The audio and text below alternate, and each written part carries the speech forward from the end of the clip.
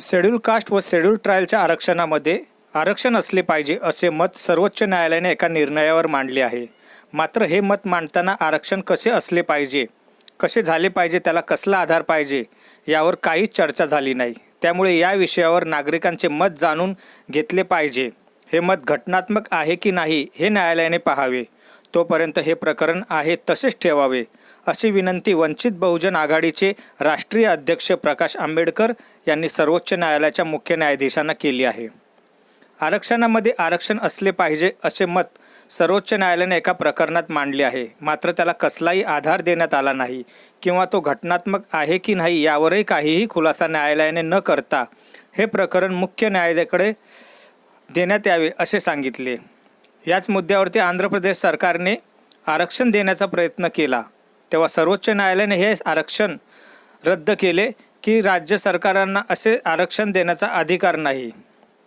मात्र आरक्षण रद्द करताना सर्वोच्च न्यायालयाने हे सांगितले नाही की आरक्षण योग्य आहे की अयोग्य आहे. त्यामुळे प्रकाश आंबेडकर यांनी सर्वोच्च न्यायालयाच्या मुख्य न्यायाधीशांना विनंती केली आहे की आपण या प्रकरणात भाग घेऊ नये, याबाबत कोणताही कायदा करू नये. त्याऐवजी नागरिकांकडून मतं मागवावी. हे मत योग्य आहे की नाही, संवैधानिक आहे की नाही याबाबत माहिती घ्यावी. तोपर्यंत हे प्रकरण आहे तसेच ठेवावे अशी विनंती वंचित बहुजन आघाडीचे राष्ट्रीय अध्यक्ष प्रकाश आंबेडकर यांनी केली आहे. अशी माहिती वंचितचे राज्य प्रसिद्धी प्रमुख सुरेश नंदिरे यांनी दिली. सुप्रीम कोर्ट ने फिर एक बार आरक्षण पर अपनी राय दी. 2 दिन पहले का निर्णय है और राय देते समय ये कहा कि शेड्यूल कास्ट के अंदर, शेड्यूल ट्राइब के अंदर आरक्षण के अंदर आरक्षण होना चाहिए, लेकिन किस ढंग से होना चाहिए, कैसे होना चाहिए, उसका आधार क्या होगा, तत्व क्या होगा, इस पे कोई चर्चा नहीं. ना उन्होंने इस पे चर्चा की है कि ये संवैधानिक होगा या नहीं होगा.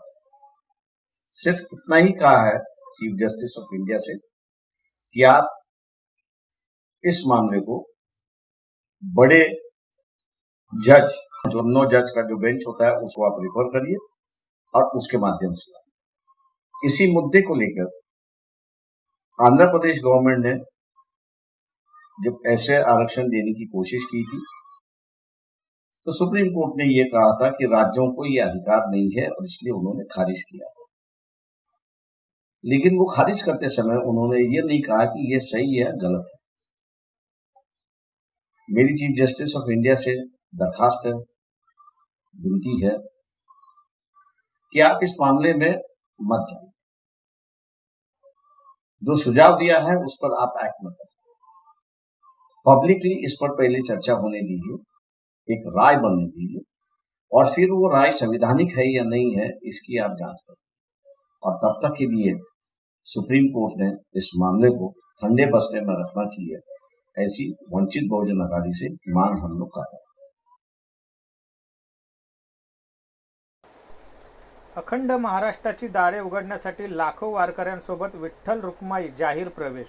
वंचित बहुजन आघाडीचे राष्ट्रीय अध्यक्ष बाळासाहेब आंबेडकर यांच्या सदैव सोबत. प्रवीण गोसावी, वंचित बहुजन आघाडी, अंबरनाथ शहर.